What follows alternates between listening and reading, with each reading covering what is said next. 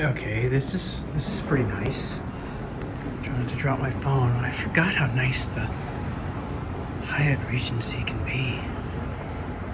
This gives the one in, I'd say in San Francisco, like kind of in San Francisco, not really, but yeah.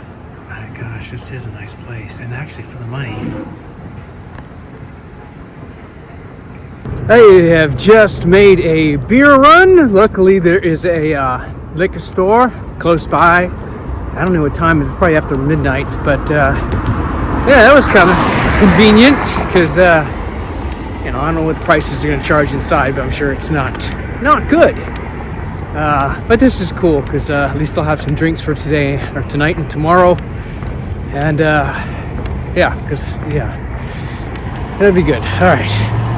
All right, here we are at another hotel room in San Francisco, close to San Francisco. It's the Hyatt Regency near the airport, and it's it's a pretty nice room, very nice room. Let us check out the room. You come in through the front door, of course. This is a side little closet, and it's got the coffee maker in here, and coffees and cups, a safe, and cool little stuff. But it's kind of put away because I think a lot of people maybe won't use it. I will, but they sell coffee downstairs, overpriced. But shower. They have these, cool. I mean, but then they still have those. It's a whole different topic, but why do I care? Why do I care? Toilet's nice, and yeah, sink, decent mirror. Okay. I guess if you had a neighbor wanted to join your family or something, friends, 2 queens, even though I only need 1. Art, I always have these weird art stuff. Okay, really kind of a fancy alarm clock with a USB on top. Cool. I, won't use that. We have phones. Nobody uses alarm clocks. Front desk, I will call them. Actually, I might, just to get the checkout time. And a nice desk here. Nice chair. This will be good. Comes in handy, although any charging, yeah. And yeah, that's cool. Decent sized TV. Looks pretty nice, and actually it does have USB, and this is kind of silly, okay. Yeah, water for our elite members. The last hotel I was at provided the water, but okay. Yeah, okay. The view is really cool. You got to see, look at that, all the other rooms. This, of course, nobody opens, nothing opens these days. Everything's sealed off. But it looks like blackout blinds and privacy shades, so it's cool. The courtyard's really nice. In fact, it's probably a better view than, well, it depends on what side of the building you're on, but the outdoors. Thermostat control, and yeah, overall, I'd say it's a pretty good price for them, or a pretty good place for the money, so I'm happy with it. But I won't be here too long. This will be a quick update. I'll probably do more of a detailed update tomorrow when it could be a little louder and animated, but it's also 12:30 at night, so I want to be kind of quiet. So I'm also using the dedicated wireless mic. So my crib note says, yes, I made it to San Francisco. This is the first stop in my journey. I guess the vacation part too. This is, yeah, next to the airport, Hyatt Regency, very nice. I'll have a hotel room review, but it's a cool place. I upgraded a tiny bit. This actually also might be reimbursed, so that would be actually an extra bonus. Yeah, so it is nice to be here. Yeah, how did I even get here? Oh yeah, I mean, yeah, I guess the details, like I said, I'll do those tomorrow, but I rearranged it from Alaska Airlines to get 3 flights home. San Francisco, Boise, Seattle, but also lets me spend Christmas in Boise, which was the original plan anyway, so that kind of works out. Get to go home for Christmas, as the song goes. But there's a lot involved in that. I dealt with the chaos of Newark Airport on essentially one of the busiest days of the year. Although it didn't start out that way earlier in the day. It was really empty, and then just chaos, just insanity, really. I've never seen that many people at an airport before. Yeah, and then the flight, the first class upgrade, which was nice. And then, yeah, sadly, I hardly ate any of the meal. I was hungry. I didn't have any food except for the morning when I had the burgers, the sliders, and one beer at the restaurant. But I just can't seem to eat on planes anymore. I don't know. And it's not like the food is the best thing in the world anyway, even though it's first class in Alaska. And I would say the food was pretty bland. Yeah, the bowl, the rice, yeah. It doesn't help that the food's not even that great. It's okay. It's edible. It's about the quality of a decent TV dinner. So, yeah, I only ate like the chicken part and a little bit of bread, and I was full. Then some wine. Tried not to sleep because I don't know what, my body doesn't know what time it is. It's 8 o'clock in London for me, which would have been 2 days ago, and then 1 day ago it would have been, 3 a.m. in New York City. And again, I got up at 6, so 21 hours. Yeah. So anyway, I got some beer, and yeah, like I said, I'll do a bigger review in the morning. I just want to be kind of quiet for the night, if in case anyone is next to me. I don't even know. They might be empty. All these rooms might be empty for all I know. So I should ask about that. That way I know how much noise I can make. Not that I want to be loud, but yeah, I have some things I might do tomorrow. We'll see. I'll have to find out just the timing, because I have to be on a plane tomorrow night. But and I have to check out of here at 12 or whenever the checkout time is. I'll call and ask. In fact, why don't we do that now? We're here. Where's the phone? Yeah, it's over here. They're never very detailed about that. All right. Oh, it's speakerphone, automatically speakerphone. Hi, I was just wondering what time is checkout? 12. Okay, thank you. Bye-bye. Okay, now I gotta figure out how to hang this thing up. All right. Yeah, it. I don't know. Just hang up. There it goes. Okay, it's not very intuitive. Little buttons with just yeah. All right. Anyway, yeah. So 12. So 12 is the checkout, which is good to know because some places are 11, but I'm seeing more places stick with 12. 4 minutes. All right. Yeah, I actually was going to get some heatable food, but then I thought, does it have a microwave? Probably not. And it doesn't. So we got a tiny fridge, no freezer, and which is fine. I mean, microwave's like an extra bonus sometimes. If you're staying several days, it's good to have that, but I'm used to not getting them. So, looks like the bar finally cleared out. Yeah, it's late.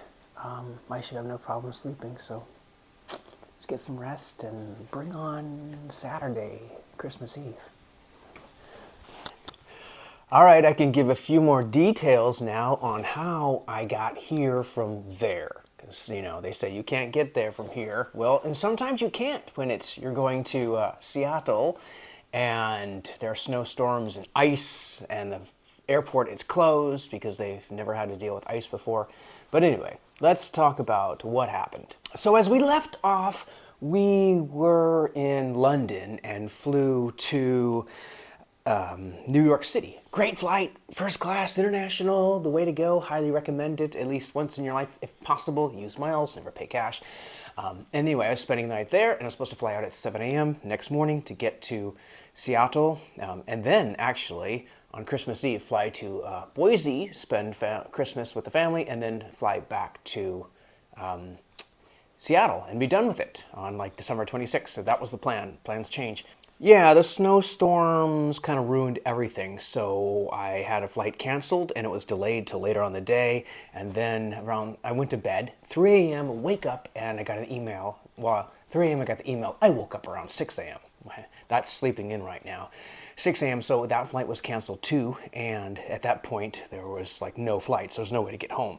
I couldn't go on the website and do anything because they just said, you gotta call Alaska. called Alaska. Again, this is like 7, 8 in the morning.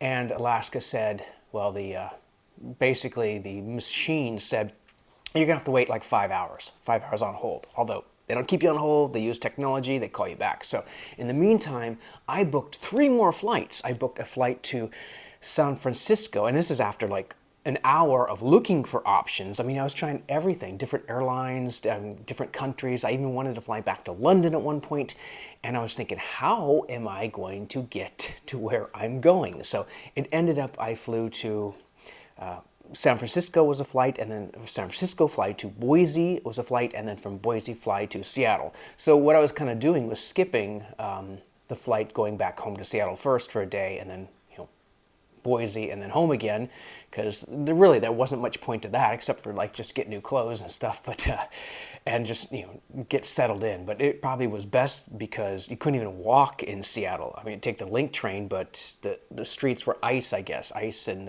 yeah, you don't even want to walk and stuff like that. And I don't have the shoes for walking on ice. I think you need the ones with little spikes. But with the 3 flights, I was able to actually check into the airport, which was good. So I checked out of the hotel around 1 o'clock, and I got I took the shuttle to the airport, and the next thing you know, I was checking into the airport with my first ticket, my new ticket that I had bought. And yeah, the line at the airport for TSA was 0. Not one person in front of me. And that line looked like about 20 minutes or so. It was like kind of filling up. But 1 o'clock, 1:15, that airport was not very crowded at all. That would change. So not having anything to really do, I went to look for the lounge. Turns out Alaska does not have a lounge at Newark International Airport, which is too bad, but I could have actually researched that sooner, although I don't know if that would have changed things. Maybe I would have gone somewhere else in town. I don't know. There's nowhere to go in Jersey. So I went to some restaurant. They hardly have, the wing I was at was probably the worst part of Jersey Airport. It was just not a very good place. And it wasn't like crime, it was just like not well made, not well served. It was just, there was one restaurant and I got an $11 beer and I nursed it for the next 5 hours. I did not finish that beer until 5 hours, and then even then I still had a pretty good amount left. I was just gonna keep my seat. I paid for it. I could sit there as long as I want. Even I was at a table of 4, and during the time people came and go, it's almost like time-lapse photography where just all that stuff in my eyes. And they took the chairs and people sat in different places. And meanwhile, it's like that Taylor Swift, I'm where you left me. So I'm just right there watching the world go by.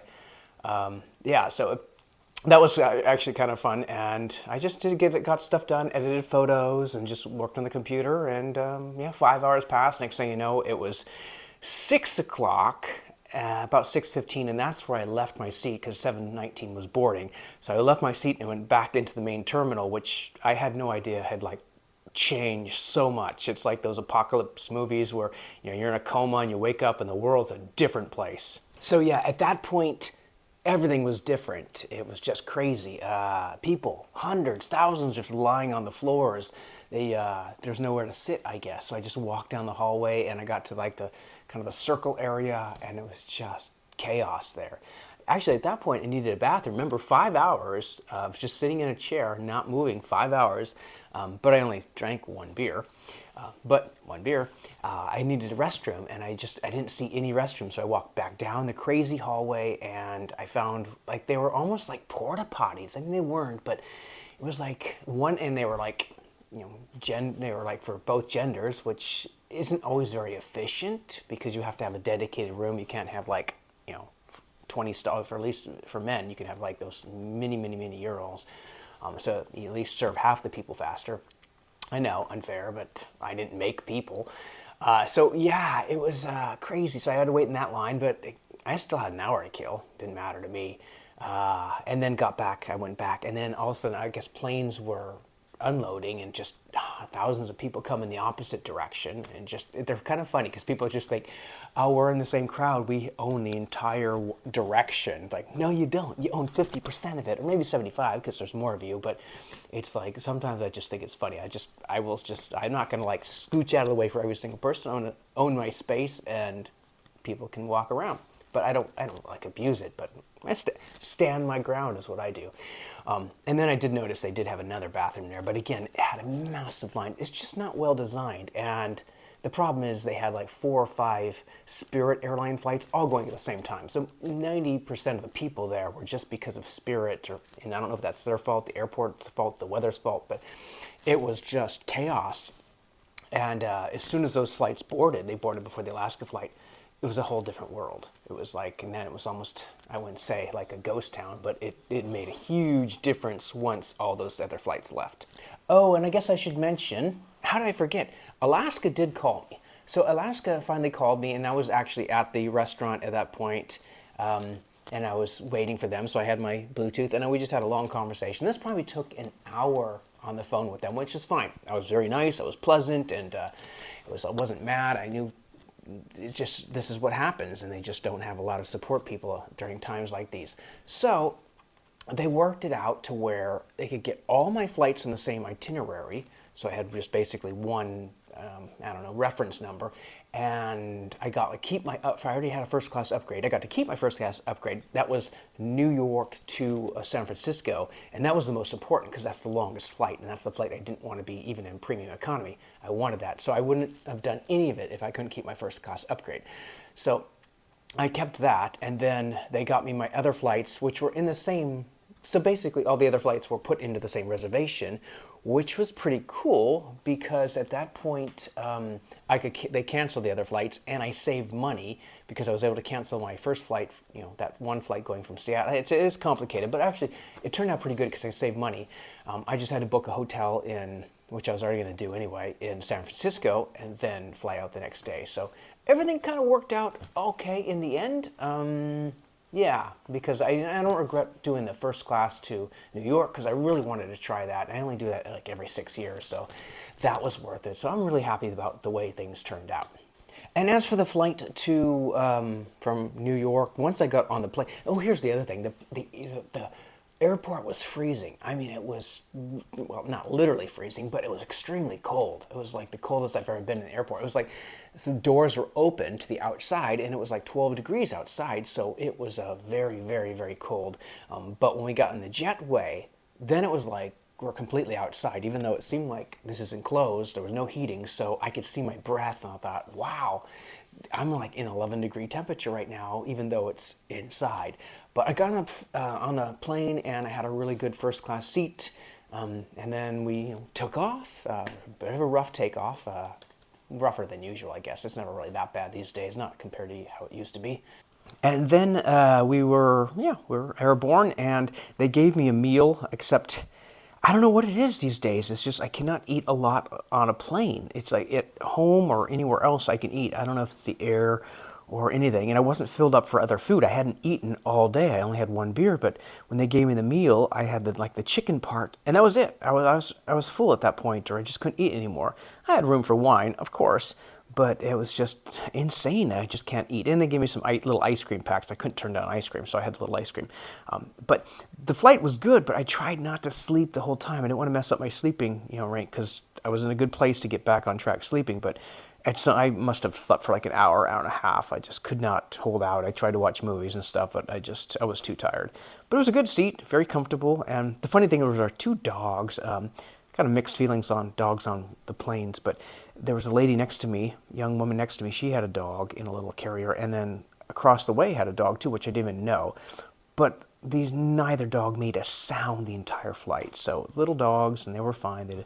Just when it's like that, it's like there's no problem at all. It's just when dogs can be loud or barking, or if people are allergic to them, there's other issues. But I was like, okay, cool. It's like not a problem. And then finally we landed in San Francisco. So when we landed in San Francisco, I got off the plane, walked a little fast, and I was the first in line, even though it doesn't really make a difference if you're not going through customs. But I got to the parking lot and the shuttle pickup place and had to wait for the shuttle, which took forever. The first one passed me up because they didn't see me. They're not well marked, so you don't know what shuttle's coming, and by the time you see the side of it, oh, that's my shuttle. Yeah. But that was pretty annoying because it was like a 15-minute wait for the next one. But next one I got on, and more people got on, and the thing was packed. I put my suitcase some pro tips if you're on a shuttle to a hotel: sit in the front. And don't put your luggage in the back if you can help it, because, well, later on, okay, so I'll explain. More people got on, the whole plane was packed, and all of a sudden all these pilots were getting on, like, oh, so I had to even move my suitcase next to me, well, they moved it out of the way so the person could sit down. I'd let the person go to the window. It's like kind of generous, but I was like, I also want to get off first. So we got to the hotel finally, and as soon as they, stopped and opened it, grab my luggage and go, because you're going to be competing with everybody to be the first in the line at the hotel desk, and that can actually be, there's an extra 10, 15. There's already a midnight or past midnight, so it's like, I just want to get, this checked in. So at this point, I'm going to have to put me first. So literally, and then I got checked in. And for me, it only took like, about 2 minutes anyway. So it wasn't like I wasn't holding up the line. So I got checked in, got at the hotel, and here we are. At the 6th floor of the Hyatt Regency. Really nice place, and happy to be here. And today is actually, I think, going to go by pretty fast. So yesterday kind of like dragged on and on. I got plans today, so next stop is Boise, Idaho tonight. All right, I hope that gives a good update of what's going on. What's going on? What's going on? This is it from the Hyatt Regency. Man, look at the view. Just so cool. Yeah. Nice. I was here only 12 hours. Man, the price per hour is pretty extreme. Although if you compare it to what a flight is per hour for like first class, then not so bad. At least here you get, a lot more room than you would get on a flight. But on the other hand, on a flight, you get to a new country. This, I'm, in the same place I was 12 hours ago. Anyway, it served me well, and I will check out, and I've got some big plans for today, so oh, my pen! Oh my gosh. This is an important pen. I would not have wanted to forget this pen, so let's make sure this gets in my bag, and let's go check out and get to our next destination.